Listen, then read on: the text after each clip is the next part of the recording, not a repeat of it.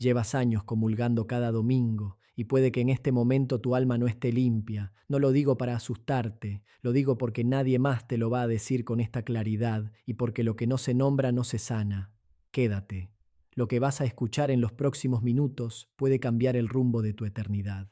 Soy el padre Esteban Carranza. He pasado más de 30 años en el confesionario. He escuchado a ancianos, a abuelas devotas, a hombres y mujeres que han rezado el rosario toda su vida.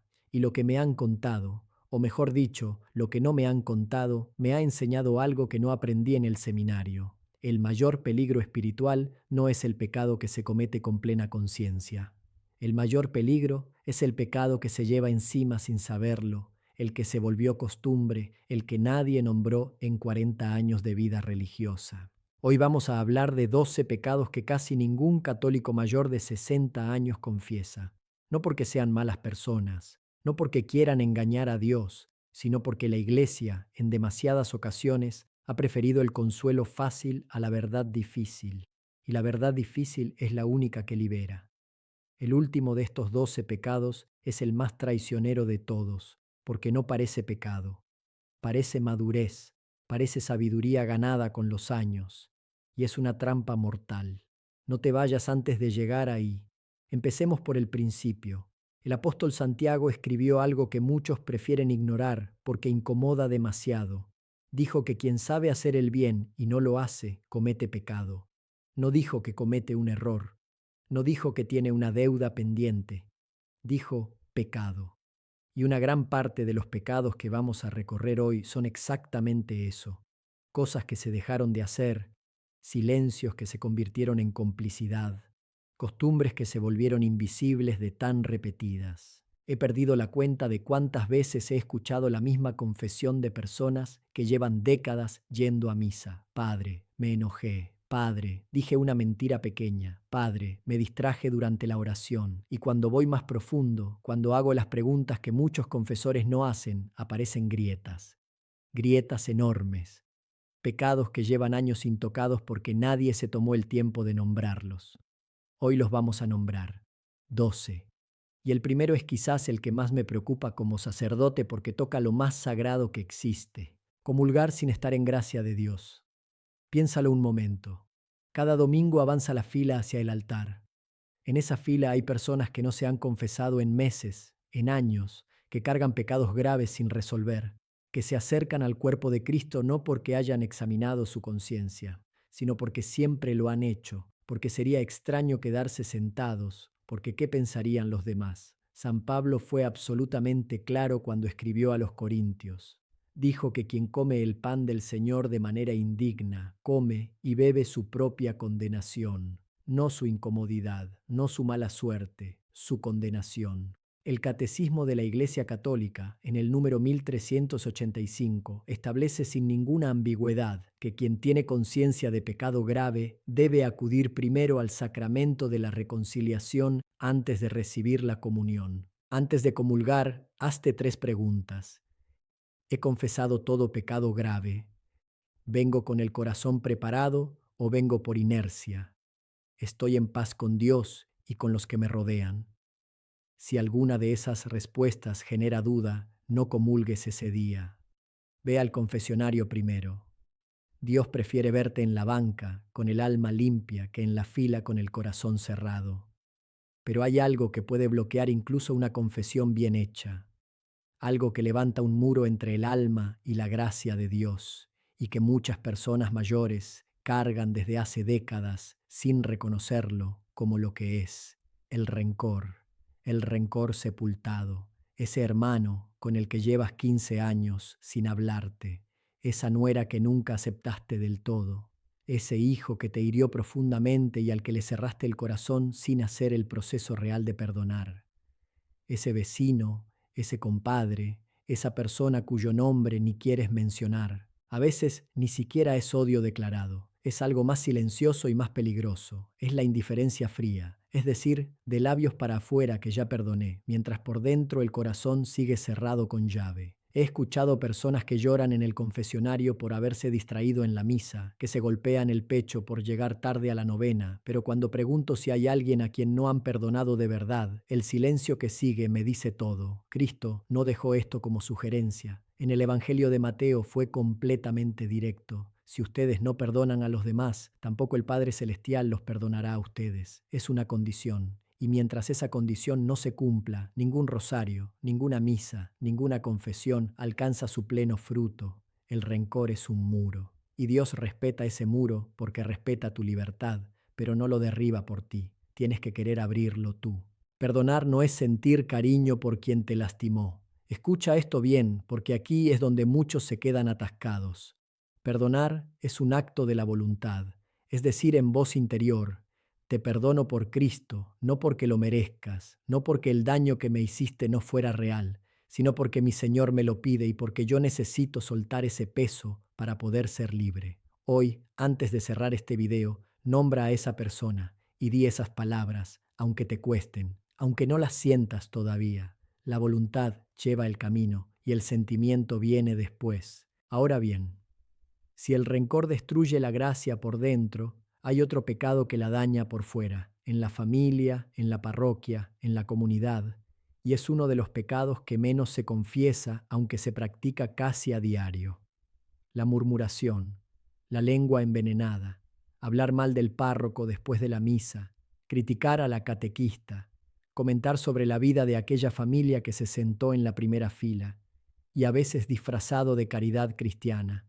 Pobrecita, hay que rezar por ella porque anda en cosas que no debe. Eso no es oración, es chisme con disfraz de misericordia. El apóstol Santiago, que tenía una manera directa de decir las cosas, escribió que la lengua es fuego, un mundo de maldad.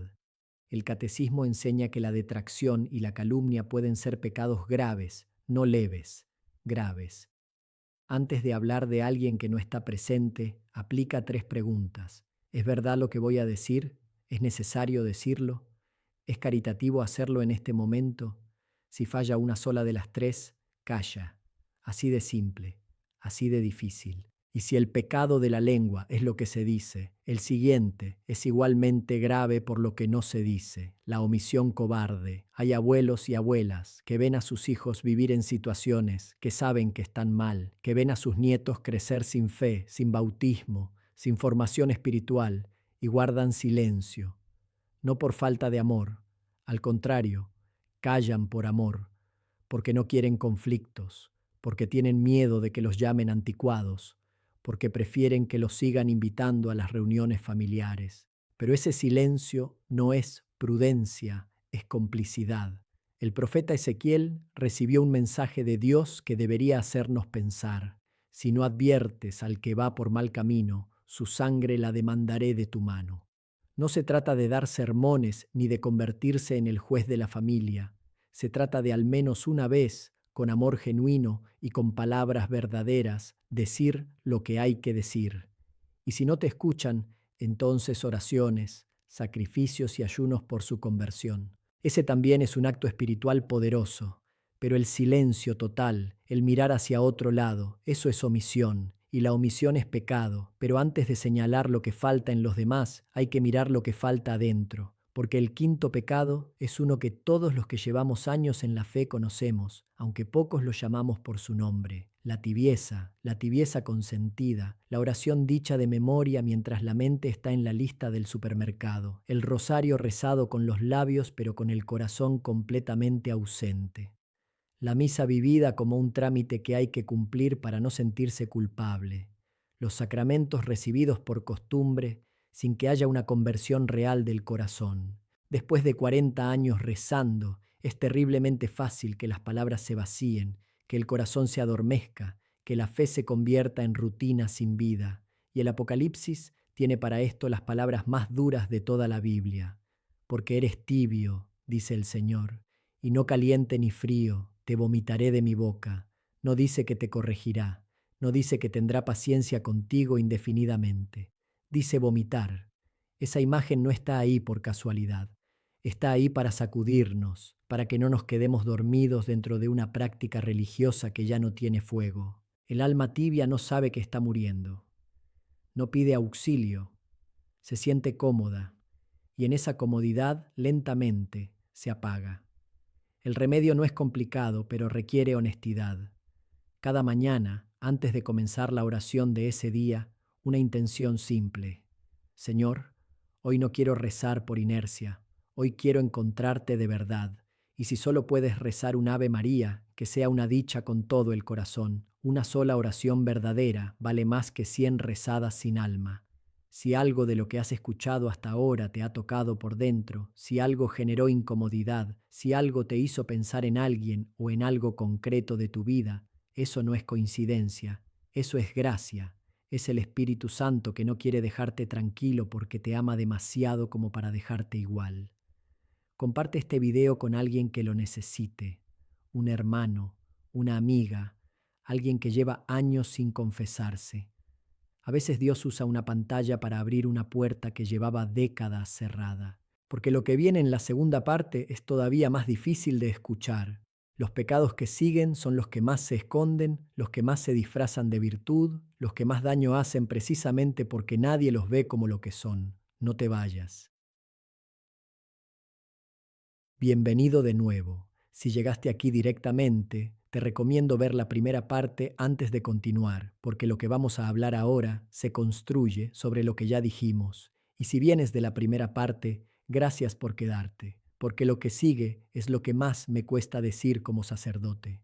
Son los pecados que más se esconden, los que más se disfrazan, los que más daño hacen precisamente porque nadie los reconoce a simple vista. Seguimos en los 12. Vamos por el sexto. Hay algo que he visto repetirse durante décadas en personas profundamente religiosas, personas que van a misa, que rezan, que llevan medallas y escapularios, y que sin embargo hacen cosas que contradicen directamente el primer mandamiento, sin darse cuenta de que lo están haciendo. La superstición mezclada con la fe. El sincretismo silencioso. He conocido señoras que van a la adoración eucarística los viernes y el sábado consultan el horóscopo para saber cómo les irá la semana. He conocido hombres que se persignan al salir de la iglesia y tienen en casa una figura de protección energética que alguien les regaló porque dicen que atrae la buena suerte. He conocido familias que rezan el rosario juntos y también visitan a quien les limpia las malas energías cuando algo va mal. Eso tiene un nombre en la teología, se llama sincretismo y es una ofensa directa al primer mandamiento. El Deuteronomio es categórico en esto. Toda práctica de adivinación, toda consulta de horóscopos, toda búsqueda de señales en fuentes que no son Dios, es abominación ante sus ojos. No es exageración, es lo que dice la Escritura, y el problema no es solo espiritual en sentido abstracto. Los exorcistas más experimentados de la Iglesia han documentado durante décadas que muchas puertas a la opresión demoníaca se abrieron precisamente por este tipo de prácticas en personas que se consideraban buenas católicas. No es un juego, no es inofensivo. Si tienes en tu casa objetos de ese tipo, amuletos, libros de esoterismo, figuras de energía, cartas, lo que sea que hayas adquirido buscando protección o suerte fuera de Dios, destrúyelos. No los regales, porque el problema no desaparece al cambiar de manos. Destrúyelos y confiésalo. Eso es lo que la Iglesia pide. Del primer mandamiento pasamos ahora a algo que ocurre dentro de la misma iglesia, durante la misa, y que muy pocas personas reconocen como lo que realmente es. El juicio al prójimo. La mirada del fariseo.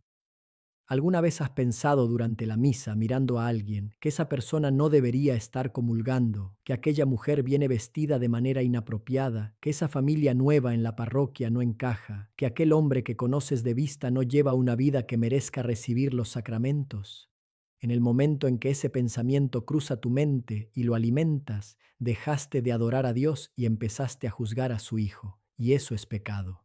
Cristo contó la parábola del fariseo y el publicano con una intención muy precisa. El fariseo estaba de pie, seguro de sí mismo, y rezaba dándole gracias a Dios por no ser como los demás pecadores. El publicano estaba al fondo, sin atreverse a levantar la vista, y solo pedía misericordia.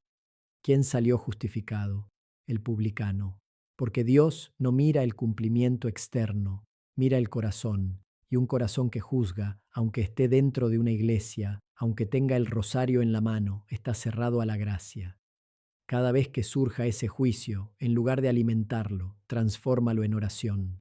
Señor, ten misericordia de esa persona y ten misericordia de mí, que la estoy juzgando. El octavo pecado se esconde detrás de algo que parece completamente razonable, incluso prudente. A cierta edad, después de toda una vida de trabajo y sacrificio, es natural querer seguridad. Es natural cuidar lo que se tiene. Nadie puede criticar eso. Pero cuando esa necesidad de seguridad se convierte en apego al dinero, cuando la billetera se cierra ante la necesidad concreta del prójimo porque nunca se sabe lo que puede pasar, cuando se hereda una fortuna o se acumula un ahorro y nunca se destina nada a quien lo necesita, eso ya no es prudencia, es avaricia, y la avaricia es uno de los pecados capitales por una razón. Cristo habló de esto con una dureza que no suavizó para nadie.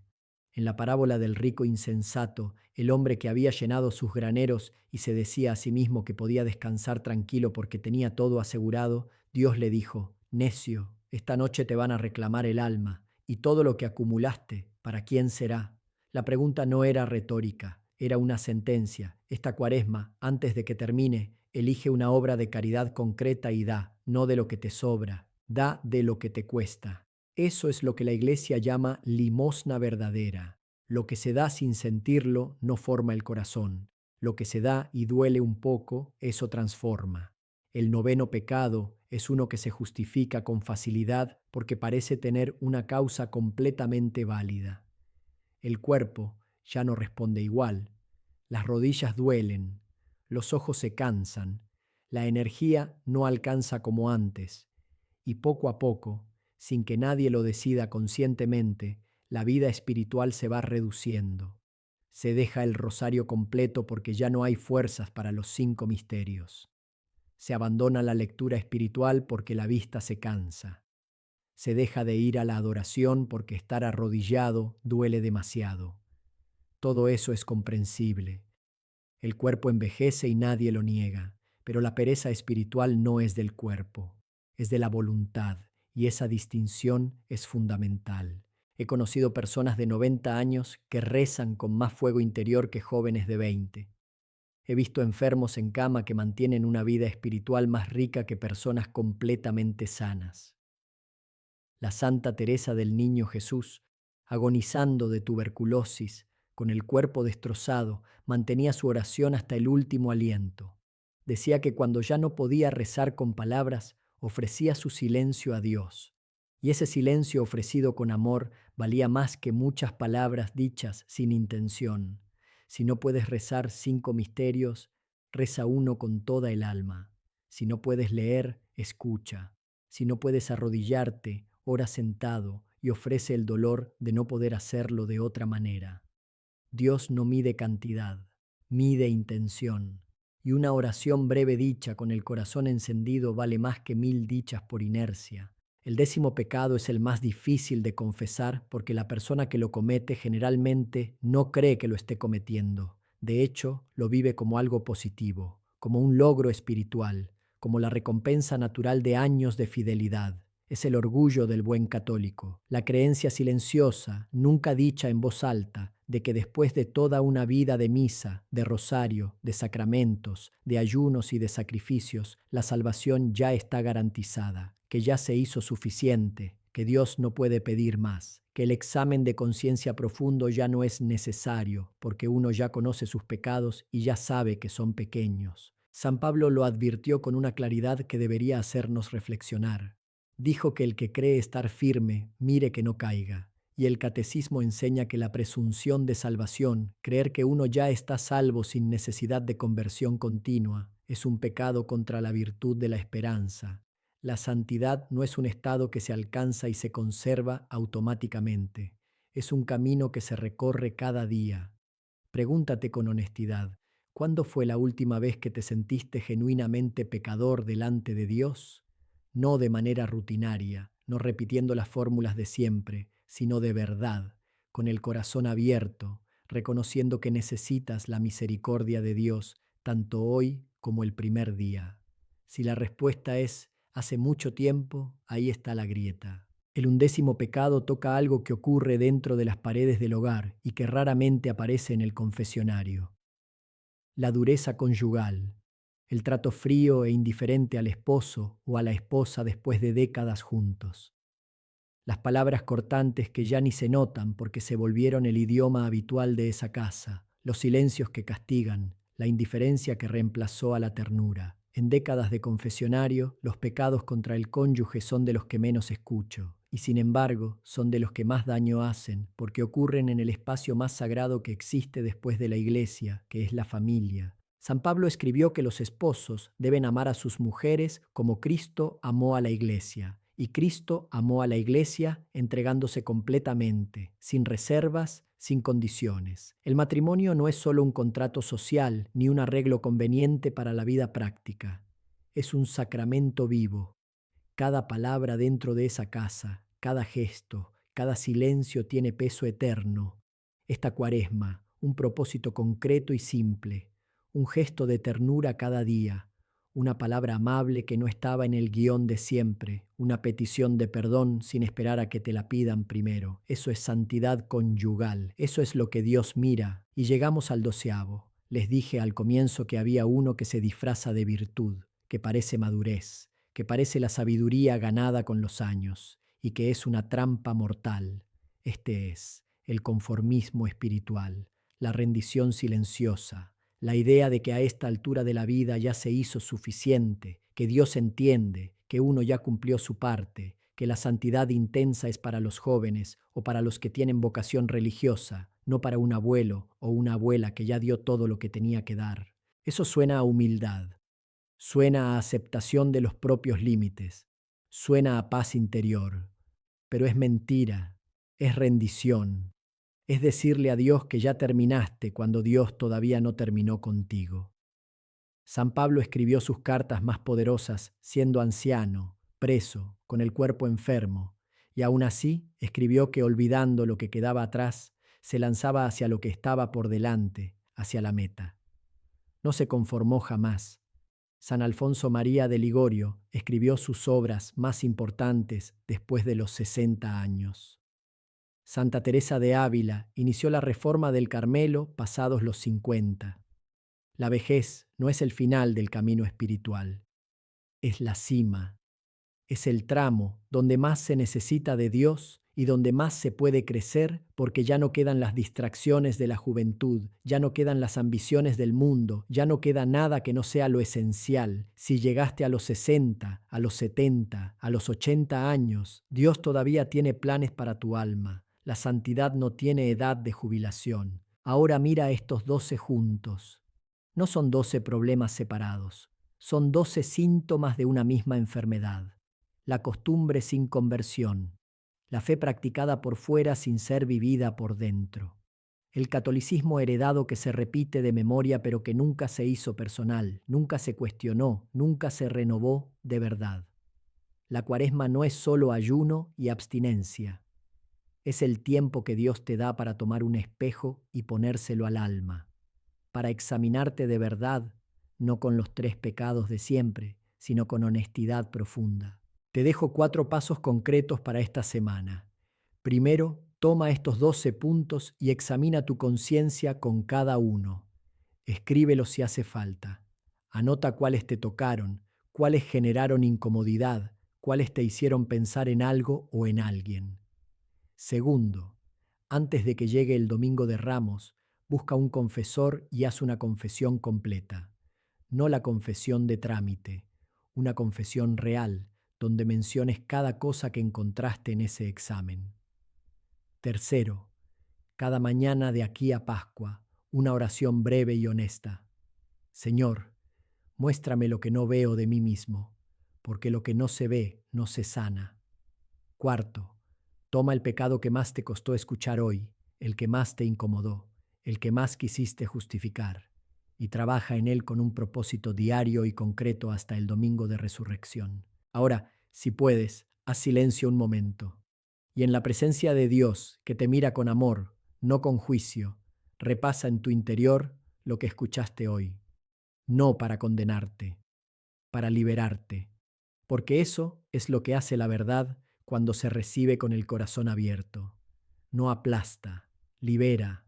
Si este video te sirvió, compártelo. No por el canal, sino porque hay alguien en tu vida que lo necesita. Un familiar, un amigo, alguien que lleva años sin confesarse y que quizás necesita escuchar esto dicho con claridad y con respeto. A veces el mejor acto de caridad que puedes hacer en Cuaresma no es un ayuno, es extender la mano hacia alguien que está cargando un peso que podría soltar. Suscríbete si quieres seguir fortaleciendo tu fe con la verdad. Y cuéntame en los comentarios cuál de estos 12 pecados te impactó más. No para exponerte, sino para que otros lean y sepan que no están solos en esto. Porque la conversión es personal, pero no tiene que ser solitaria. Que el Señor te bendiga y te guarde. Que esta Cuaresma sea la que recuerdes como el momento en que dejaste de caminar por inercia y empezaste a caminar de verdad hacia Él. Que la comunión de Pascua sea la más limpia de tu vida y que cuando llegue el día en que estés delante de Dios puedas decir que no te rendiste, que seguiste adelante hasta el final, en el nombre del Padre, del Hijo y del Espíritu Santo. Amén.